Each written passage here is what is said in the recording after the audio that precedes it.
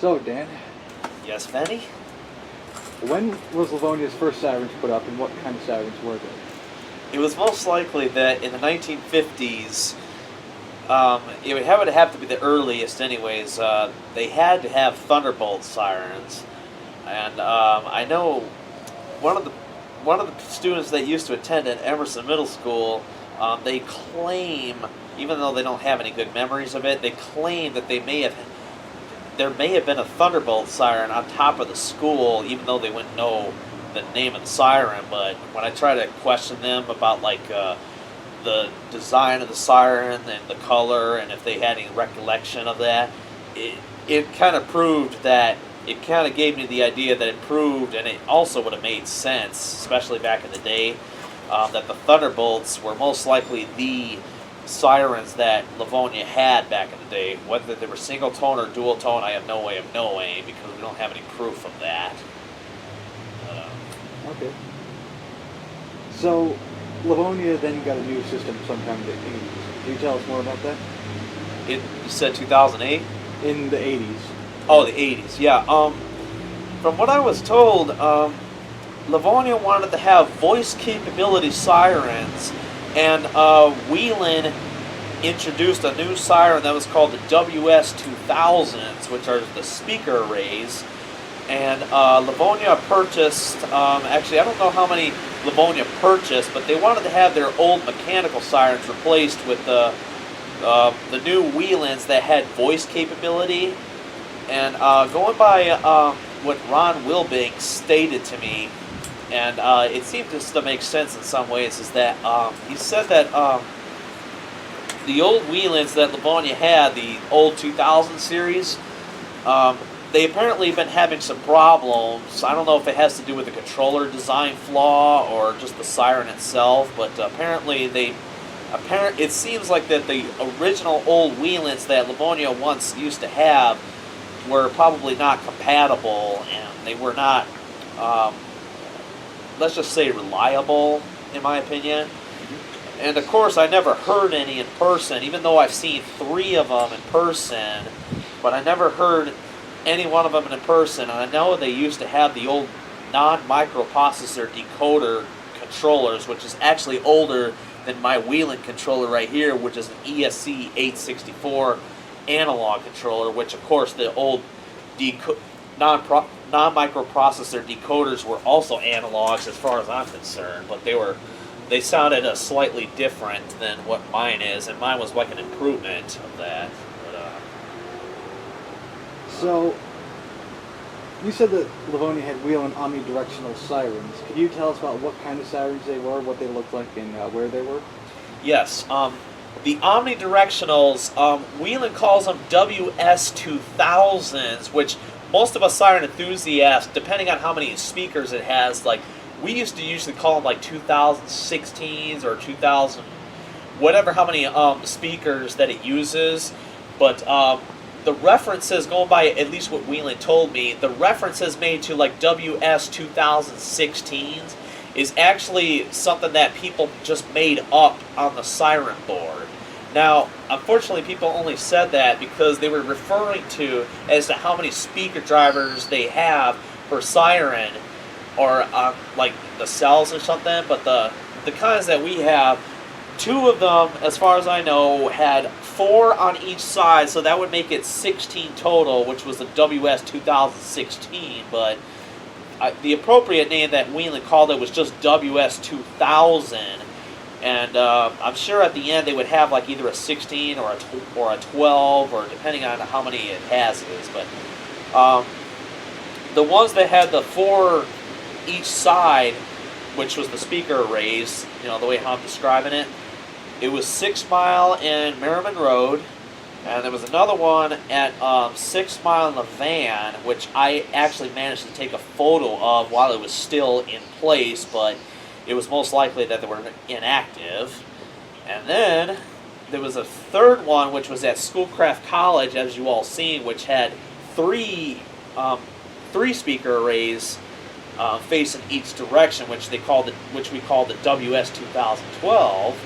But that one there had a recent it did had a recent replacement controller of a more efficient one, which had a digital kind of controller, but that has been since replaced by a new Siren in the more recent years. Look who's come to join.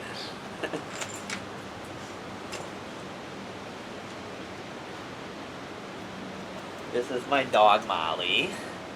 She doesn't seem to mind sirens. When I play sirens off my computer, she doesn't, it doesn't bother her at all. I don't know what her reaction is when I sound off my siren, but she doesn't seem to mind. But, yeah, my baby girl.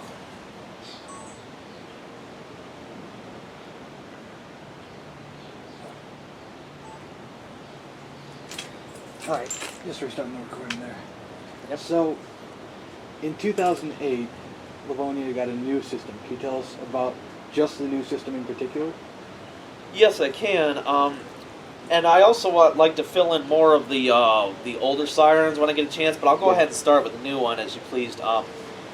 West Shore Services, they installed, the first time I noticed that they installed the new 2001 was actually by a large field, which is on 7 Mile and Wayne Road, right by fire station number 3, which is our newest fire station in Livonia. And that one there, I thought was just an add-on siren, which I thought was kind of strange, because what didn't seem to make sense to me is that about less than a mile west of that siren is actually a 2001, which is it's like a mid-generation SRN model that many of us siren enthusiasts have gotten in the habit of calling SRN, like the typical kind. Well, that one is still in its place, and it's still in active service to this day. But I try to wonder why is there one so close together? But it's still, I guess it doesn't really matter. But what I eventually found out is that later on, about when it got close to July, or right around early July, after I graduated high school in June of 2008, there was a new siren installed right near that Firestone Auto Shop that's about a quarter of a mile north of Emerson Middle School. And as you may have known, I've told you about the fact that when I first saw that siren, I just lost it, because I knew our old sirens were going to be replaced. But, So, one particular siren in our old system got preserved. Can you tell us about the one that used to sit at Emerson? yes, the one that used to be at Emerson, this right here.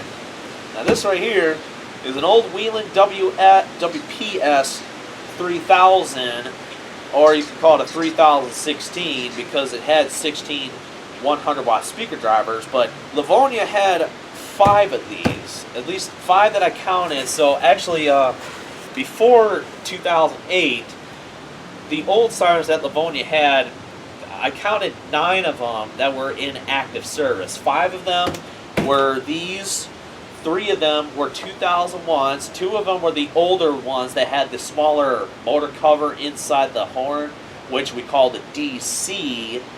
It advertises saying Federal 2001 DC on the rotator box, but the model is really called SRN. Even though it says DC, it's still an SRN. And the other one, which I mentioned, that's at 7 Mile in Newburgh, which is still the one that's still in place today, that one was also part of the old system, should I say, but it's still in active service. The only thing they've done was just replace the controller on that, but other than that, there was one EOWS 612 that I know of that used to be at Sheldon Park, and I'm looking at somebody who actually happens to own the Siren head. And let me see,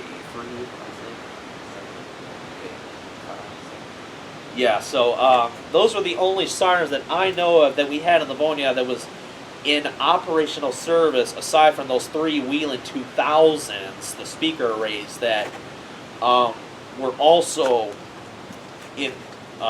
I don't know if they were actually in service or not, because I never heard them before. But if they were in service, it was most likely that they were unreliable, and they had some faulty designs. Why were they like that? I actually don't know.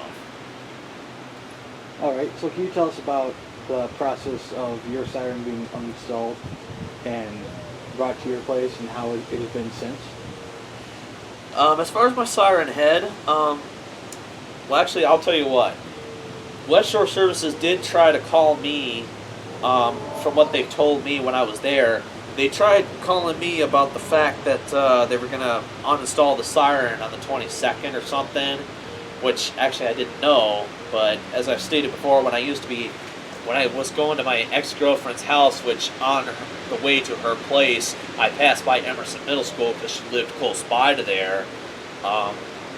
As I was passing by there, I noticed that the siren head was gone, but I thank God just for being on my side that it just so happens that when I got to the back, there they were, just got done, removing the siren pole out of the ground, but they didn't remove the siren head yet, and I talked to them about the fact that I bought the siren, even though it was already paid for by my father, which I paid him back in cash, which cost around maybe $300, something like that. But when I got the siren, I led them to my house, and they put it inside my garage. And this cart right here, back in 2008, my father used to work at a place called Clean Air Technology, which manufactures like clean rooms and such. And they had to have this cart custom built just to fit this siren head. So he had to take measurements of the bolts on the rotator box at the bottom there to try to fit in the cart. And it seems to be doing a pretty good job. And it's been laying on its side in the garage, as you've seen in my video. And there was eventually a time to where when I got it on the cart, I was able to like hoist it up by hand, which wasn't too bad, but it did require quite some strength to do. And then I was able to get it standing upright. And once I did, I was just so pleased to have it standing upward instead of having to have it lay on its side, because I didn't like having to have my siren laid down like that forever. But ever since then, I've been trying to keep the siren, preserved in some ways, but recently I've been keeping it out here by our fence right over here, because my father has had some things that he wanted to keep inside the garage that required having to take up some room and having to remove my siren head out. But above all that, because it's an outdoor warning siren, it's supposed to, and because it's all fiberglass, it's supposed to be able to withstand such harsh weather conditions. All right. Well, could you tell us a couple experiences recording sirens around Livonia? Like any notable experiences or something worth telling? Yeah, sure. What I could say is when I filmed at Sheldon Park 612, and actually not just filming it, but previously also when the times I visited Sheldon Park, a lot of times, and that was actually the most visited siren in Livonia that I went to hear sound off in person, even though I was pretty scared to have to stand close to it. But the last times I've went there to hear it sound off, I was more brave to have to be a little bit closer to it. But the other thing I also noticed is that Sheldon Park 612, it appears that some of their speaker drivers may have stopped working because it seemed like it's got quieter, or it wasn't as loud as I thought it was going to be. And I knew for a fact that my siren right here was definitely louder. I knew this was really loud, and even though I kept a pretty decent distance, it was still, I could still pretty feel it. And I was also scared of having to be near this siren as well, because this had a very big jump start to it. Even though the Sheldon Park siren is slightly wider and looks a little bit bigger, but they're kind of almost identical. But despite that, I've only the most of the sirens I've only ever encountered was just Livonia, or Emerson Middle Schools and Sheldon Parks, because those were the two I grew up with. All right. And you said that you had sort of a fear of the sirens jump starting you. Have you ever overcome that, or does it still get to you? Well, actually, I'll tell you what. Because these sirens have been removed, there's really no need to be feared at all. For for what it is today, like if I'm near an electronic siren, especially like if it's an omnidirectional, it doesn't seem to faze me anymore because because I've gotten so used to hearing them and like knowing what they would be like and such like that. It's really not. It hasn't really bothered me, but there are still some times where I kind of feel slightly skittish, but not like nervous enough to where I don't want to be near it, you know. But I'll tell you one thing: if you want to be like in front of this, for example, like not here, but like if you were to be like in front of this at night while it's up on the pole and it's still in active service, it's, you know, that's not something I feel like wanting to have to do. But besides that, it's I'd say I've overcome it in some ways, and that's where I stand for today on that. That's good. And one last question. Sure. Which I should have asked to begin with.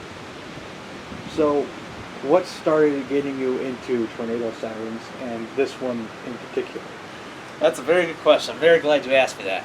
And the answer to that, I may have said this before in my video about how I became interested in sirens, is that I'm going to probably only be guessed because of my autism. As I've mentioned before, I do have autism. It's a very minor level, so, you know, if any of you are wondering how is it that I'm autistic, well, unfortunately, I was just born that way. And many people, as far as I know, most autistic people, or many of them, should I say, many of them have a hard time speaking, or they can't drive a car, or they're not capable of living independent. But for me, I'm a sort of different, but I still have it in me. But what I'm assuming is because of that, there was some noises that I found fascinating, and some that, you know, I also didn't like.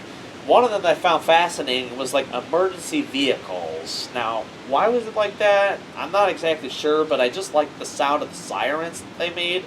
And because over here, you can't see it from here, but there's a main road not too far away from here to where I used to watch the emergency vehicles pass by, and I just loved watching it. And anytime I missed them, like passing by, I remember I got kind of upset because I would just run out of my house and just watch them and such like that.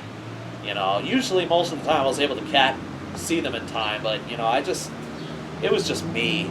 But then one day on a Saturday I heard a siren sound off, and I thought at first it was an emergency vehicle. But it actually turned out to be this siren right here, which I did not know about back then. And I was waiting to see the emergency vehicle pass by. Now, the thing is, I was wondering why it was taking so long. My father was telling me that it was actually the tornado sirens sounding off, and I asked him about that, like, you know, I didn't know anything about it, and actually I don't remember what he said, but what I did originally thought at first is when he said tornado siren, is that I actually thought he was talking about a special kind of siren that was mounted on one of our fire trucks. And what they would do is they would drive to a certain location and actually sound it off from their fire apparatus at that specific location, just to be sure the siren sounds just fine. But what I didn't realize is that wasn't simply the case. What it was that there were utility poles that had big speakers like this, for example, of various sizes and shapes and manufacturers, which I didn't know of back then, that actually came throughout that way. And that's when my father told me about it, and then one day we got to hear the siren in person, and I remember I was standing in the front of the school, which was a pretty good distance from the siren, and even then, it was still pretty loud. I couldn't believe how loud it was. It was pretty scary, because, you know, of course it was the first time being up close, and then when we went to Sheldon Park, we did the same thing. We did another one, which, you know, I fell in love with, because that had a funny sound from where it sounded off at, and I thought that was from an emergency vehicle too, but nope. It was, that's how I got to know different types of sirens, by looking at the different models, and I've also stumbled across the Siren Siren Archive, back in like 2002. I think that was the earliest year when I first stumbled across it, but above all that, when I saw many different types, I was able to learn more of it off of YouTube, and as I've kept doing it every single time, I got more and more interested and more knowledge about it. And ever since then, I knew so much about sirens that it's like, I don't know, unless there's more people just like me in Livonia, which there is, nobody in Livonia would have thought of how, these would work or sound like, or how old they are, or their purpose and such like that, or what signals are running and such like that. So that's how I got into them. All right, well, thanks for the interview and thank you for your time.